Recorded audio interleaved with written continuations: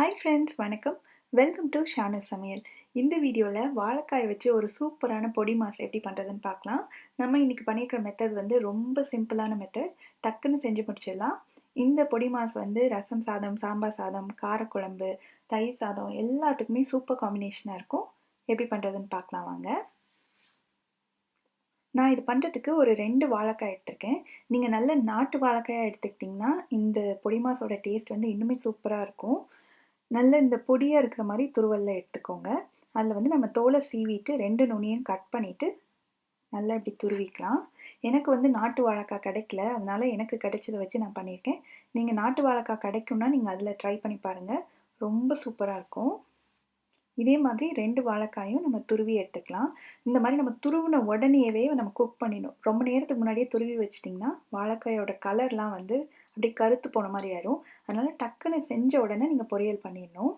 இந்த பேனில் 2 ஸ்பூன் எண்ணெய் சேர்த்து இது சூடானதும் கொஞ்சமாக கடுகு, கொஞ்சம் உளுந்து சேர்த்து இது பொரிய ஆரம்பிக்கும் போதே கொஞ்சம் சீரகமும் சேர்த்து நல்லா பொரிஞ்சதுக்கப்புறமா ஒரு 1/4 ஸ்பூன் பெருங்காயத்தூள், கூடவே ஒரு பெரிய வெங்காயத்தை பொடியாக வெட்டி சேர்த்து 2 பச்சை மிளகாயும் சேர்த்துருக்கேன், கொஞ்சமாக கறிவேப்பிலை. இது எல்லாத்தையும் நல்லா அந்த எண்ணெயிலே வதக்கிக்கலாம். பச்சை மிளகாய்க்கு பதிலாக நீங்கள் காஞ்ச மிளகாய் வேணும்னாலும் சேர்த்துக்கோங்க.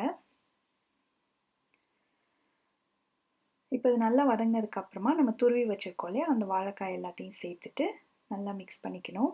ஒரு 2 நிமிஷம் நல்லா அந்த எண்ணெயிலே வதக்கி விட்டுருங்க.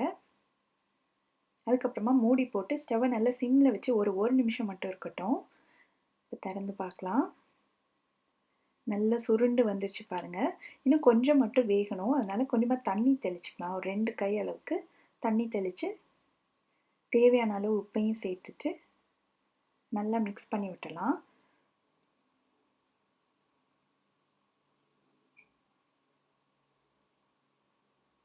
இப்போ மறுபடியும் மூடி வச்சுட்டு ஒரு 3 நிமிஷம் நல்ல லோ ஹீட்லேயே இருக்கட்டும். இடையில மட்டும் அப்பப்போ திறந்து பார்த்து மிக்ஸ் பண்ணிக்கோங்க. இப்போ ஒரு 3 நிமிஷம் மேலேயே ஆயிடுச்சு.